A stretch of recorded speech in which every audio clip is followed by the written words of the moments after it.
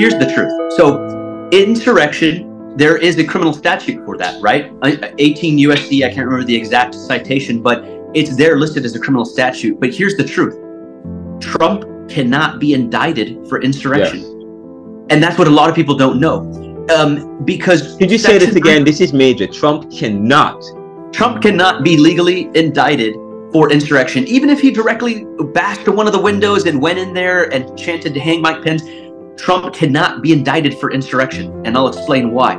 Yeah. What Section 3 of the 14th Amendment did is it decriminalized insurrection and rebellion. What happened after the Civil War was over is senators were debating and they were saying, guys, what do we do about all the officers and all the enlisted people that fought and killed American Union soldiers? Right now, under the U.S. Constitution, they're guilty of treason. They have to be arrested, court-martialed, and shot or hanged. Every single one of them. Right. And so they said, well, obviously, we don't want to do that, right? Like, this is post-Civil War reconciliation. We want to try to bring the country back together again. It's not going to look really good if we hang everybody. And so they said, okay, look, the treason section of the U.S. Constitution says if you aid any enemies, foreign or domestic, you're guilty, right?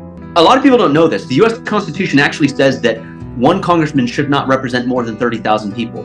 Yet right now, it's one person representing 750,000 people. Yes. But the thing is that nobody knows how to enforce that provision of the Constitution that limits a congressman. So right now, in other words, we should have probably 5,000 Congress members.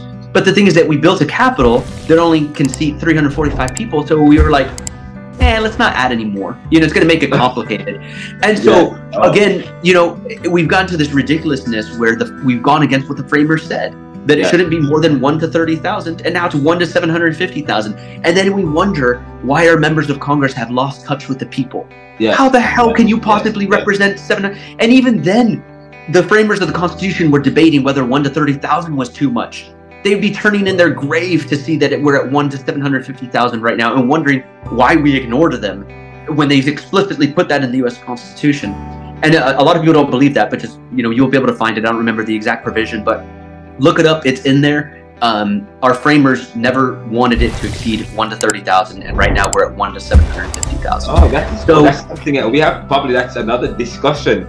It is. Yes. A very important discussion, but in the future we'll likely have it that way to where it'll probably be somewhere like 1 to 15,000 or something like that, and then you'll have one person representing every maybe every 3 or 4 neighborhoods or something like that, and that gets you closer to direct democracy, right? When it's just like oh well, I know this guy, he literally lives in the neighborhood next to me, you know what I mean?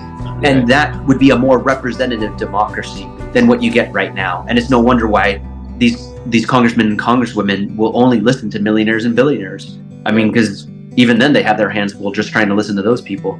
So, which means that people like us don't stand a chance. So, I mean, like I said, we're in democracy 2.0. But we're getting there little by little. Yes.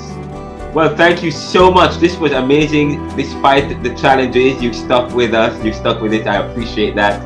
And I did read your read an article by inlaw.com, I think, and yes, that was really beautiful. And but we wish you all the best. We want to thank you so much for contributing to the NeoLiberal Round Podcast, and we will continue to do shows like this. As I said, we're all about making popular what was the monopoly.